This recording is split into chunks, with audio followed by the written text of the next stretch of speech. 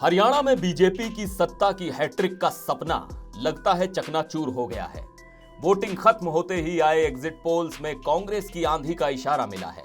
लेकिन सवाल यह है, आखिर बीजेपी की ये नाकामी क्यों? क्या जाट और किसान नाराज थे या ओबीसी और दलित वोटरों ने बीजेपी को इस बार नजरअंदाज कर दिया? चलिए इन सारे सवालों का जवाब देते हैं। तो हरियाणा विधानसभा चुनाव के नतीजों का इंतजार भले ही हो रहा हो, लेकिन एग्जिट पोल्स ने जो संकेत दिए हैं वो बीजेपी के लिए चिंता की घंटी हैं। ज्यादातर एग्जिट पोल्स में कांग्रेस को 50 से 64 सीटों के बीच मिलती दिख रही हैं। अब 90 सीटों वाली विधानसभा में बम्पर बहुमत की ये भविष्यवाणी बताती है कि कांग्रेस के लिए राह आसान हो गई है। बीजेपी जो महज 19 से 29 सीटों तक सिमट सकती है, उसके लिए ये एक बड़ा झटका है। अगर एग्जिट पोल्स के आंकड़े सही साबित होते हैं तो लोकसभा चुनाव में 5 सीटों पर सिमटी बीजेपी का अब राज्य से भी सूपड़ा साफ होना तय है। अब आप सोच रहे होंगे ऐसा क्या हुआ कि बीजेपी को ये झटका लगा? तो पहली वजह जाट वोटर्स का कांग्रेस की तरफ झुकाव है।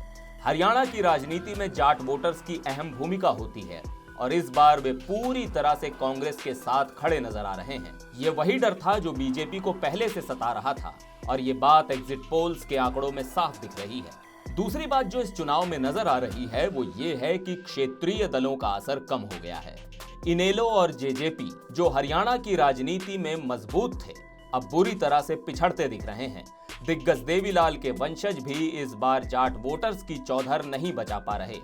एग्जिट पोल्स में जेजेपी को सिर्फ 0 से 1 सीट और इनेलो को 1 से 5 सीट के बीच दिखाया जा रहा है। बीजेपी के खिलाफ सबसे बड़ा मुद्दा रहा किसान आंदोलन और पहलवानों का विरोध। किसानों ने लगातार एमएसपी और दूसरे मुद्दों पर बीजेपी सरकार का विरोध किया है और कुछ किसान नेता तो चुनाव मैदान में भी उतर आए हैं। वहीं हरियाणा के कुछ पहलवान भी केंद्र सरकार से नाराज थे, जिसका असर बीजेपी के वोटों पर पड़ा है। कांग्रेस ने इस मौके को भांपकर पहलवान विनेश फोगाट और बजरंग पूनिया को अपने पक्ष में लाने की रणनीति अपनाई और ये रणनीति सटीक बैठती नजर आ रही है। पिछले चुनावों में बीजेपी ने ओबीसी और गैर जाट वोटरों को अपनी ताकत बनाया था, लेकिन इस बार यही वोट बैंक बीजेपी के हाथ से फिसल गया। खासकर ओबीसी वोटरों का छिटकना बीजेपी के लिए बड़ा झटका है। एग्जिट पोल्स में यह साफ दिख रहा है कि बीजेपी का ओबीसी मुख्यमंत्री दांव भी फेल रहा। नायब सिंह सैनी को सीएम कैंडिडेट बनाने के बावजूद बीजेपी ओबीसी वोटरों को अपने पाले में नहीं खींच पाई। कांग्रेस ने दलितों, जाटों और ओबीसी का एक नया समीकरण तैयार किया है और ये समीकरण एग्जिट पोल्स के रुझानों में दिख रहा है।